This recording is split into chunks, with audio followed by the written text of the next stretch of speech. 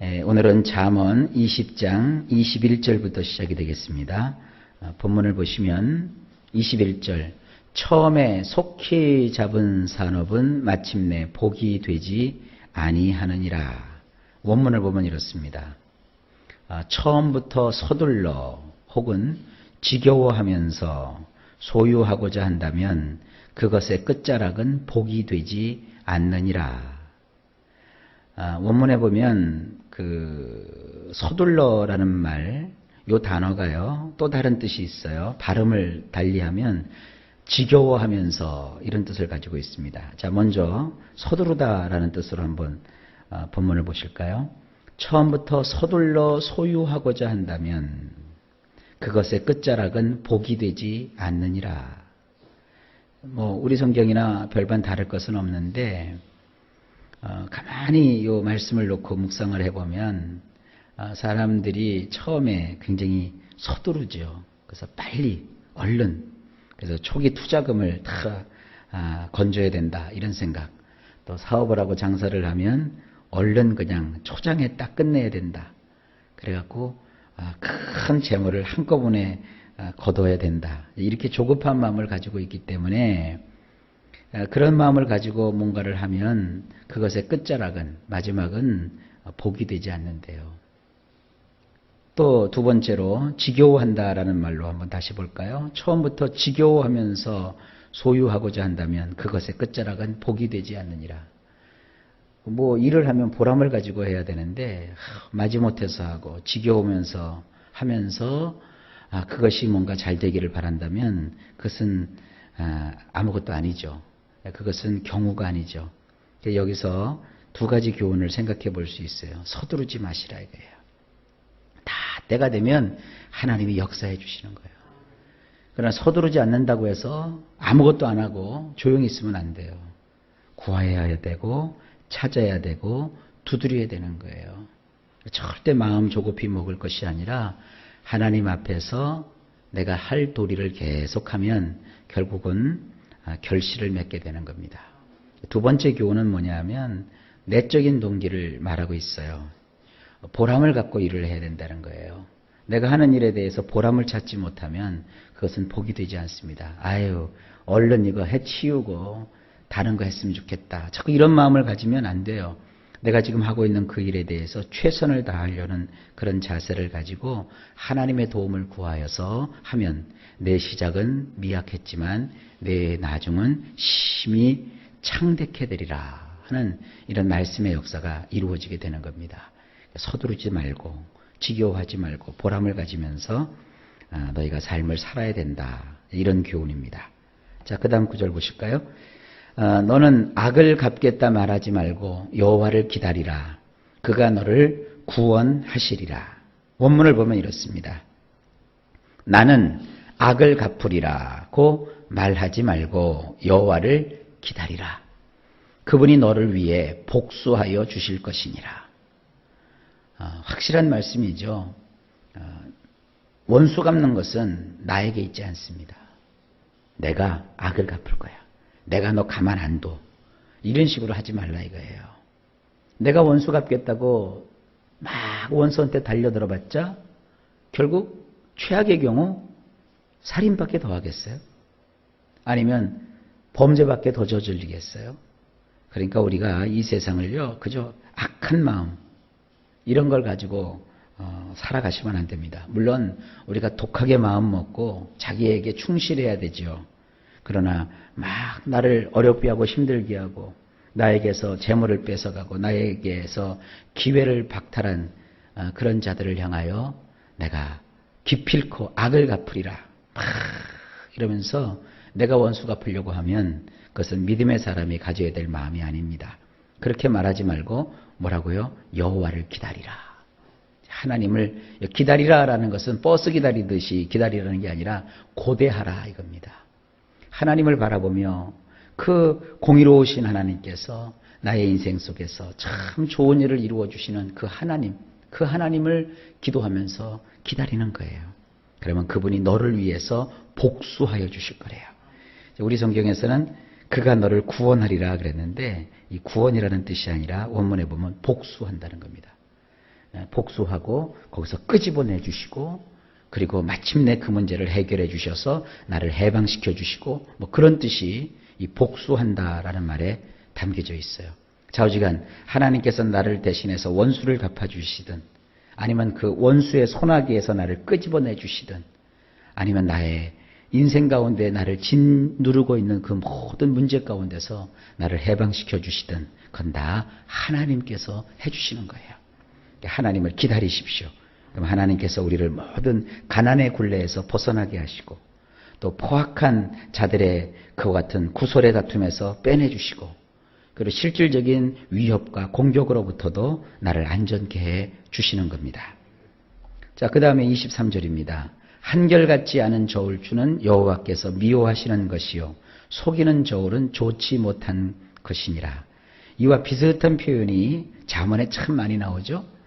그러나 원문을 보면 그 내용이 약간 다르지만 그 차이가 그렇게 많이 나요. 자, 보실까요? 여호와께서 지긋지긋하게 여기시는 것은 에벤과 에벤이니라. 저울의 눈금을 속이는 것은 좋지 못하니라. 며칠 전에 제가 이 에벤이라는 말 설명을 드렸어요. 이 에벤이라는 것은 돌멩이라는 뜻이에요. 그리고 또 뭐 보석 이런 뜻을 가지고 있어요. 근데 오늘 이 문맥에서 보면 이 에벤이라고 하는 것은 무게를 달기 위해서 사용되는 어떠한 돌로 된 추라고 했습니다. 하나님께서 참 혐오하시고 지긋지긋하게 여기시는 것이 있는데 이 추를 여기 에벤과 에벤이라고 했어요. 추라고 하는 것이 서울에서 사용하는 추나 부산에서 사용하는 추나 제주도에서 사용하는 추는 무게가 똑같아야죠.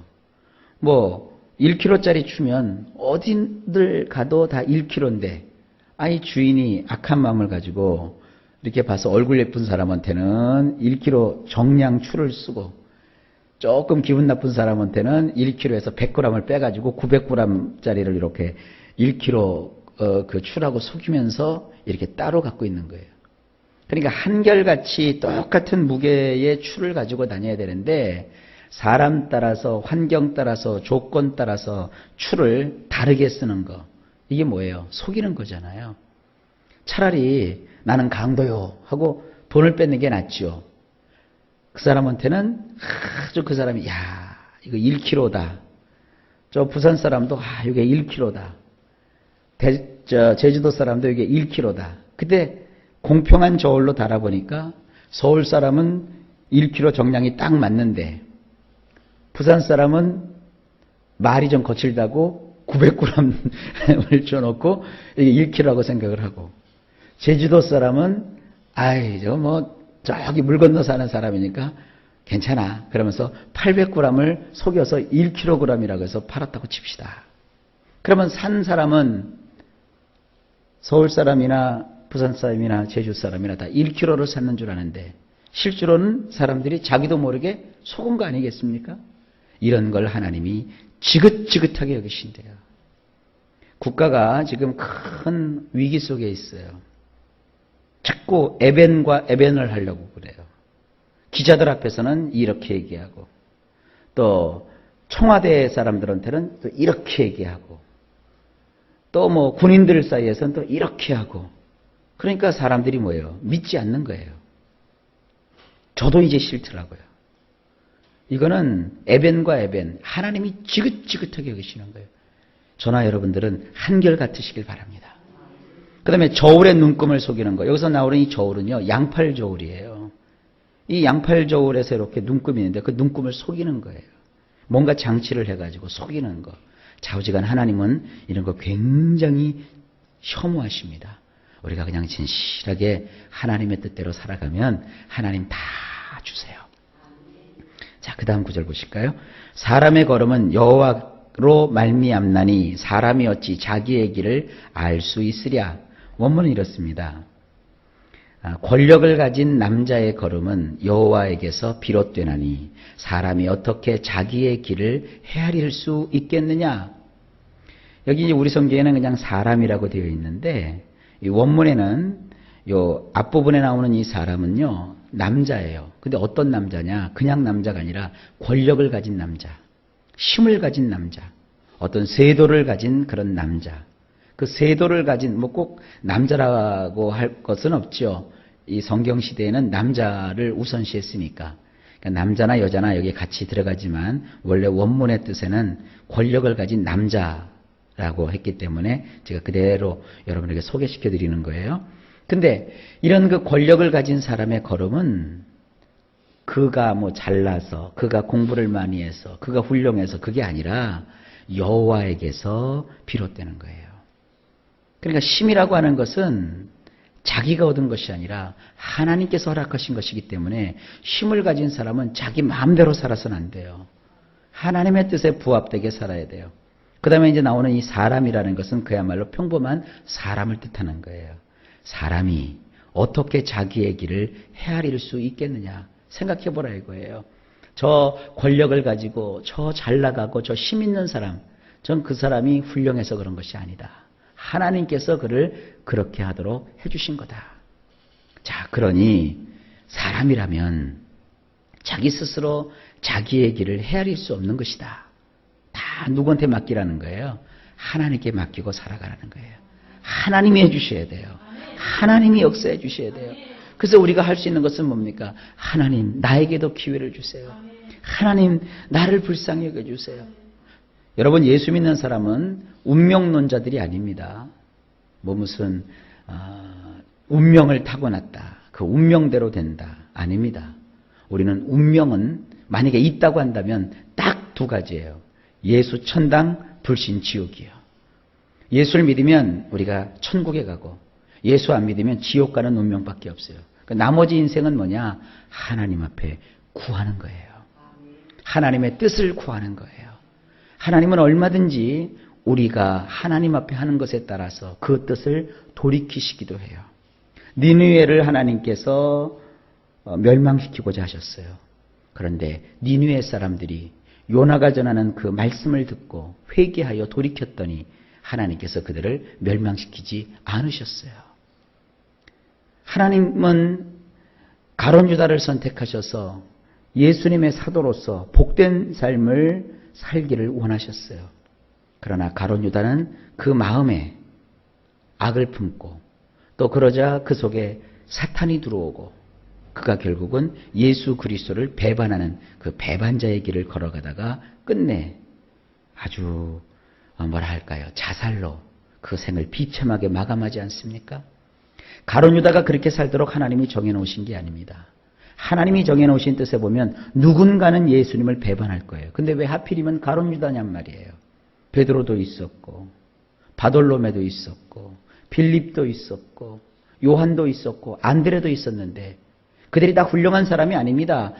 주님을 처음 따를 때는 인간적인 약점들을 다 가지고 있었어요. 그러나 그들은 주님을 배반하는 길을 가지 않았어요.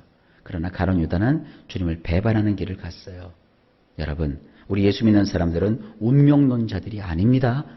우리의 운명 앞에 우리가 휘둘리는 자들이 아니라 하나님 앞에 소원을 가지고 기도함으로 주님의 응답을 받아서 큰 역사를 이룰 수 있는 자들입니다.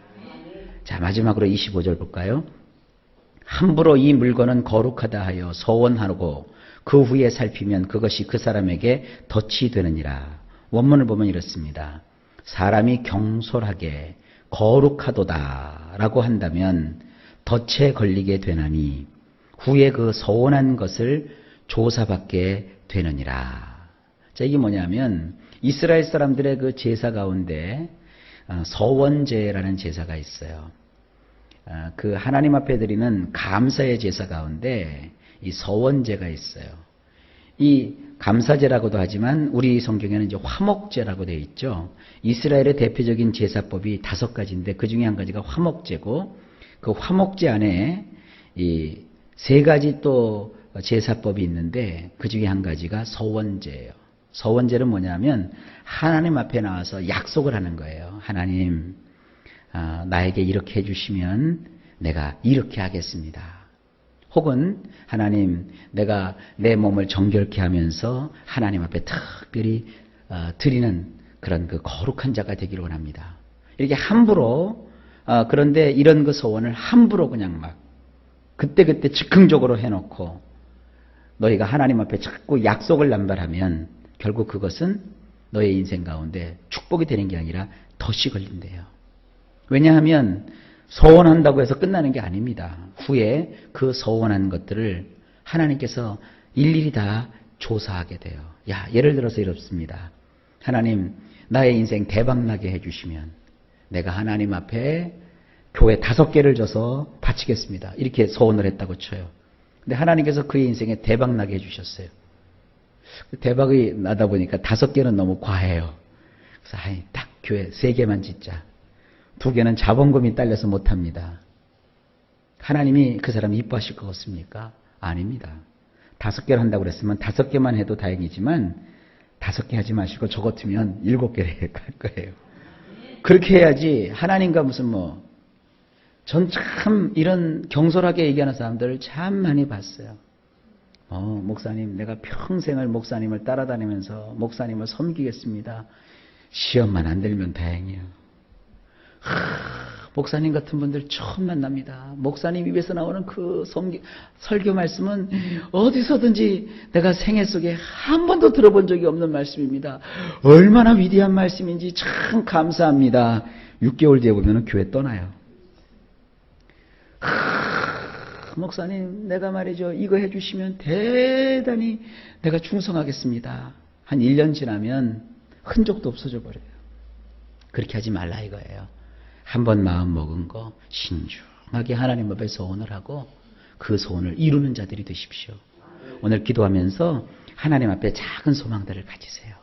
사업을 하는 사람은 사업하는 자로서의 소망, 또 살림을 하거나 아이를 키우는 부모는 또 그 아이를 키우는 자로서의 소망, 그리고 그것을 하나님 앞에서 마치 서원하듯이 가지고 계세요. 그리고 그 소박함을 이루세요. 그래야지 그냥 엄벙덤벙 이렇게 하나님은 말이죠, 화끈한 사람보다는요 이렇게 하나님 앞에 뜻을 세우고 그것을 이루는 성실한 사람을 더 가까이 하시고 기뻐하십니다. 바로 그런 말씀입니다. 자, 오늘도 여러 가지 교훈을 하나님 우리에게 주셨어요.